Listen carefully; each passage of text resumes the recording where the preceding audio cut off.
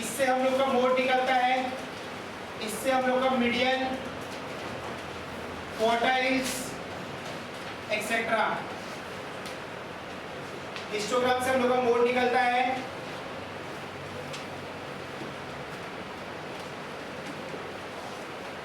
इसको अपने बोलते हैं मीडियन क्वार्टाइल्स। ओजाइव से हम लोग का मीडियन क्वार्टाइल्स निकलता है। Ogive can be prepared in two ways. Ogive diagram can be prepared in two ways. Ogive diagram can be prepared in two ways.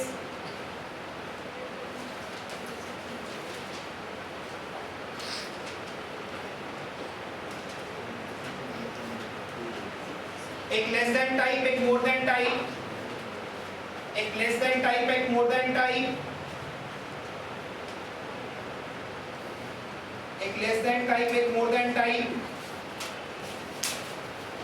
Frequency polygon में लिखो midpoints of the class interval are joined to form midpoints of the class interval are joined to form midpoints of the class interval are joined to form frequency polygon।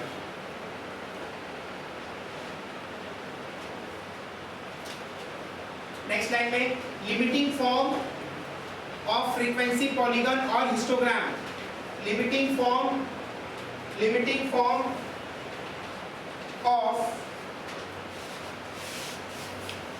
frequency polygon or histogram is called frequency curve।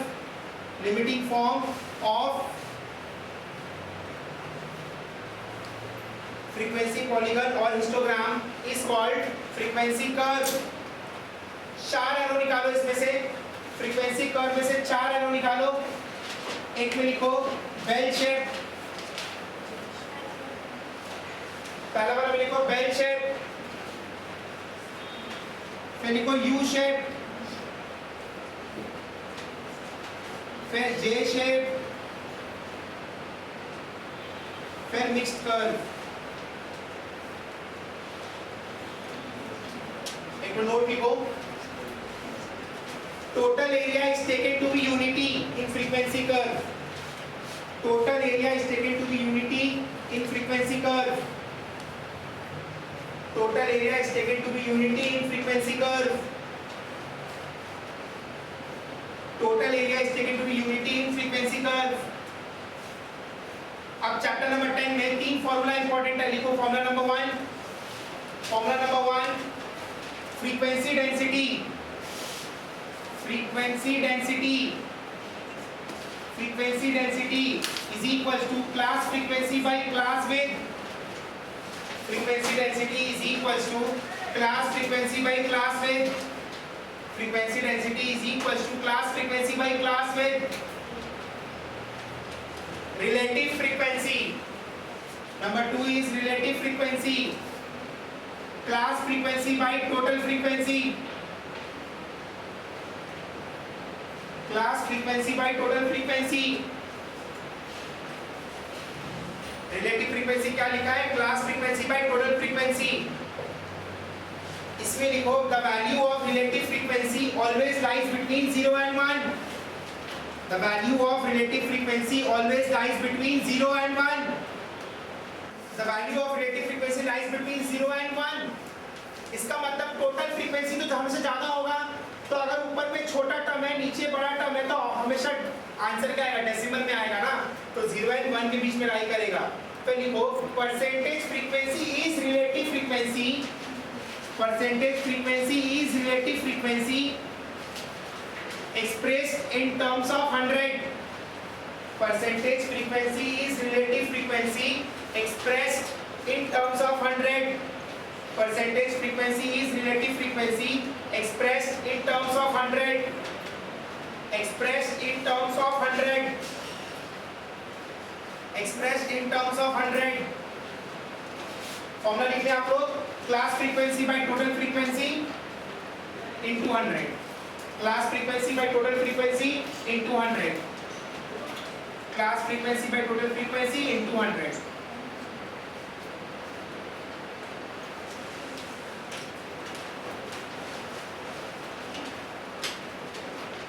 Chapter number 10 का set A and additional question bank बहुत important है, practice कर ले। कोई भी doubt हो तो मेरे नंबर पे कांटेक्ट कर ले। चैप्टर नंबर 10 का set A and additional question bank practice कर ले। In case of any doubts please contact me.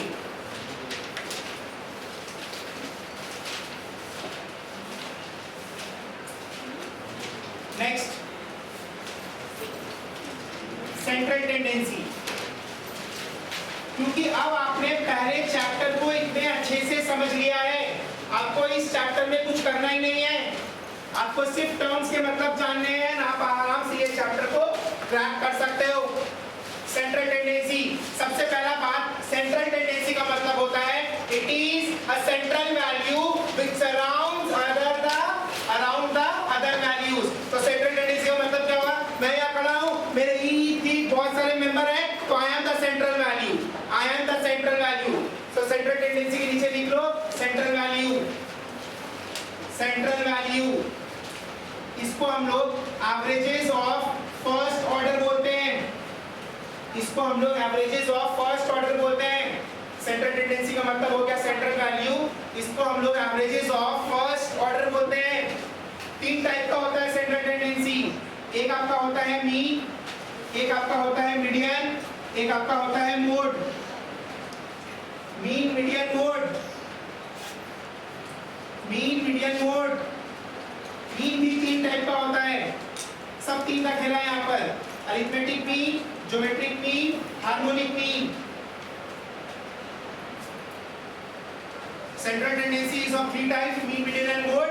Mean is of three types: arithmetic mean, geometric mean, harmonic mean. Arithmetic mean के नीचे लिखे Aamir Khan, arithmetic mean के नीचे लिखे Aamir Khan, geometric mean के नीचे लिखे गौरी खान, arithmetic mean के नीचे लिखे आमिर खान, geometric mean के नीचे गौरी खान, harmonic mean के नीचे लिखे ऋतिक रोशन, harmonic mean के नीचे लिखे ऋतिक रोशन। समझाएंगे क्यों दे रहे इनका नाम। एम का मतलब आमिर खान, जीएम का मतलब गौरी खान, एचएम का मतलब ऋतिक रोशन। मीडियन के नीचे लिखे शोले पिक्चर का जेलर, मीडियन के नीचे लिखे शोले पिक्चर का जेलर, मीडियन के नीचे लिखे शोले पिक्चर का जेलर। और मोड के नीचे लिखे most frequent value, most frequent value अपना अक्षय कुमार, अपना अक्षय कुमार। पूरे साल में सबसे बेसी पिक्चर कौन करता है? अक्षय कुमार। वो मोड है बॉलीवुड का, साल में 50 पिक्चर निकालता है, हर पिक्चर में अक्षय कुमार, वो मोड है बॉलीवुड का। वैसे ही सीरीज में जो टर्म सबसे ज्यादा बार आएगा वो क्या हो जाएगा? मोड। आइए एक एक करके जानते हैं। मीन का मतलब होता है एवरेज, एवरेज सर सबको जोड़ देंगे और डिवाइड कर देंगे नंबर ऑफ टर्म से। सर आप एम को आमिर खान क्यों बोलते हैं? आमिर खान ने बोला था all is well, all is well, all is well. Arithmetic mean को best measure of central tendency बोलते हैं। लिख लो best measure of central tendency, all is well, all is well, all is well. M is all is well, कोई चीज का प्रॉब्लम नहीं है। एम इज आलिस वेल, क्या बोलते हैं एम को? All is well. That is why it is called what? Best measure of central tendency. Sir GM को गौरी खान क्यों बोलते हैं? अरे गौरी खान का पिक्चर बहुत मुश्किल से समझ में आता है, बनाया क्या पिक्चर में। It is toughest to compute. GM is toughest to compute in comparison with AM and HM.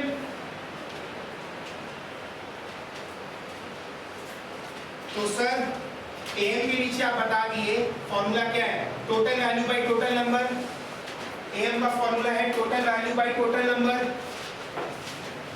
GM का फॉर्मूला है nth root of the product of the observation. GM का फॉर्मूला है nth root of the product of the observation. अभी खाली definition पढ़ रहे हैं अपने। सर हार्मोनिक मीन को ऋतिक रोशन क्यों लिखा है? तो पहले आप डेफिनेशन लिखिए, डेफिनेशन से डायरेक्ट एमसीक्यू पूछता है। अगर कोई बोलता है कि डेफिनेशन याद करने का दरकार नहीं है, गलत बोलता है। इंस्टीट्यूट के मैथ में देख लीजिए, बहुत सारे क्वेश्चन ऐसे हैं जो डायरेक्टली डेफिनेशन से पूछा गया है। तो definition and properties in statistics are damn important. Definition लिखिए हार्मोनिक मीन का। Harmonic mean is the reciprocal of the arithmetic mean. Harmonic mean is the reciprocal of the arithmetic mean of the reciprocal of the values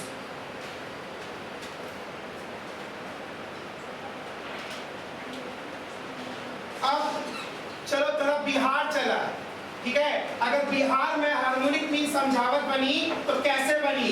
harmonic mean values का, the का word is very famous in Bihar side. का बा सब ठीक बा, का ठीक बना। तो वैसे ही हार्मोनिक मीन पढ़ना है, वैल्यूज का रेसिप्रोकल। मतलब सर सबसे पहले वैल्यूज का रेसिप्रोकल निकालेंगे, ठीक है।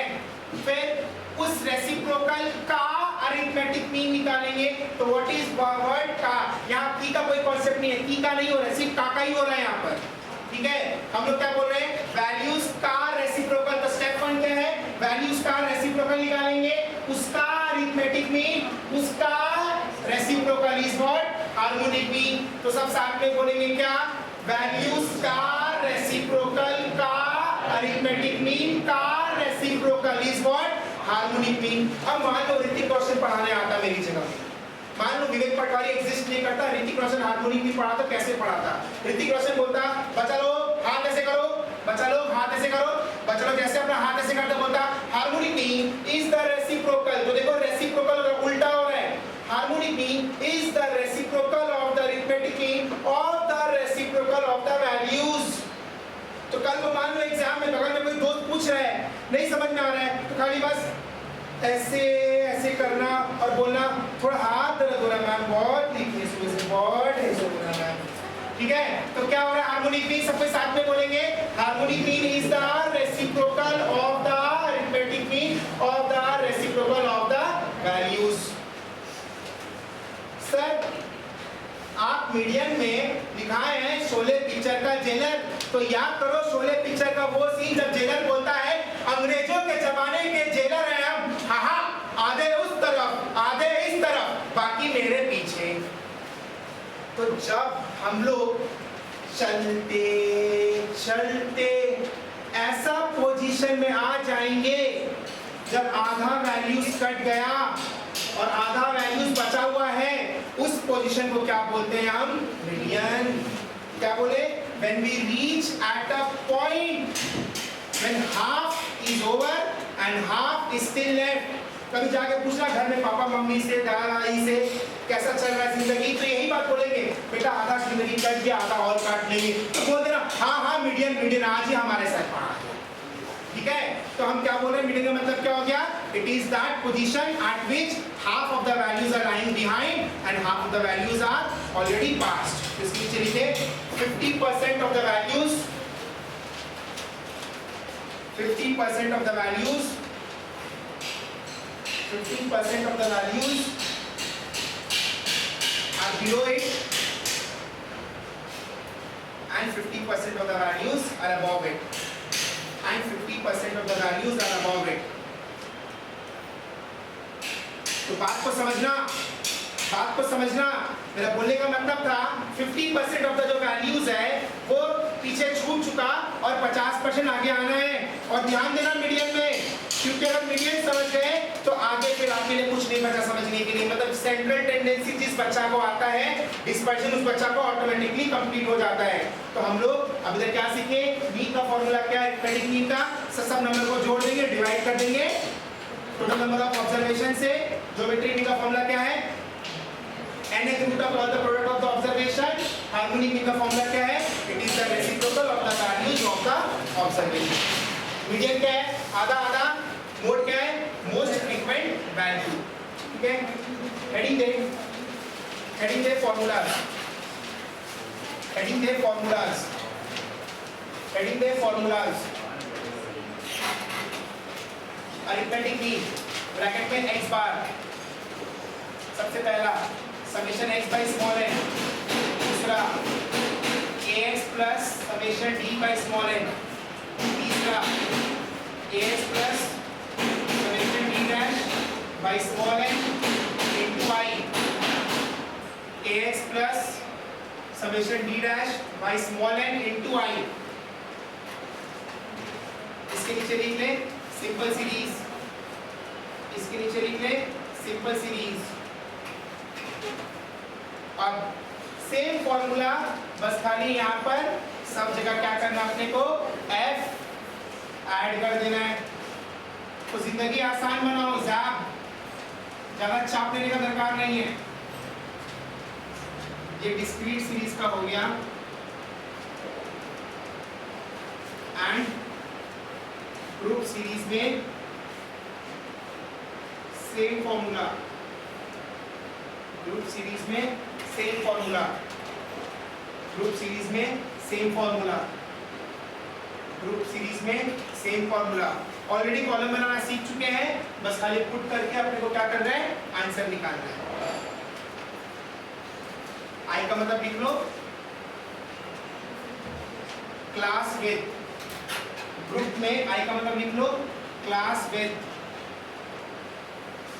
जो क्लास का जो रेंज होगा वो लेते हैं। यहाँ पर तो अपना असम्पशन के ऊपर, मैं 5 ले लो, 10 ले लो, अपने असम्पशन के ऊपर। सर एग्जाम में बोला कैलकुलेट अरिथमेटिक मीन, कौन सा मेथड से निकालेंगे, कोई भी मेथड से निकालो आंसर सेम आएगा। लिखो apply any of the method, apply any of the method, answer will be same, answer will be same.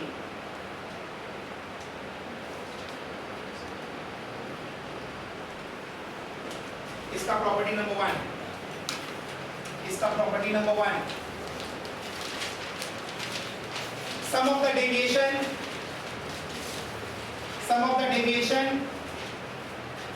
of the variables from AM, sum of the deviation of the variables from AM is equal to 0, sum of the deviation of the variables from AM is equal to 0।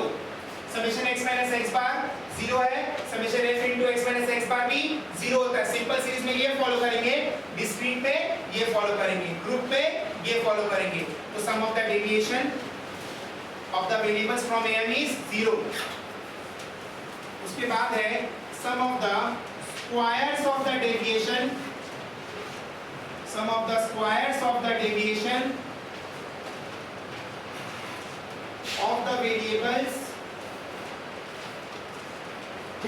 from AM is 0, is minimum, sorry, is minimum, मतलब summation x minus x bar का square is minimum।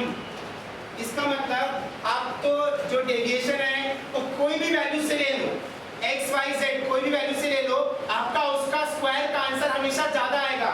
लेकिन अगर आप deviation से ले रहे हो, अगर आप मीन से ले रहे हो डेविएशन, उसका स्क्वायर कर रहे हो, आपका आंसर हमेशा मिनिमम आएगा। इसका मतलब if deviation square is taken from any other value, if deviation square is taken from any other value, if deviation square is taken from any other value, it will be more than it, it will be more, it will be more, it will be more।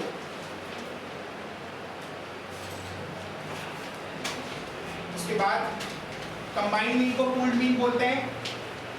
Combined mean that is x12 bar n1 into x1 bar plus n2 into x2 bar whole divided by n1 plus n2,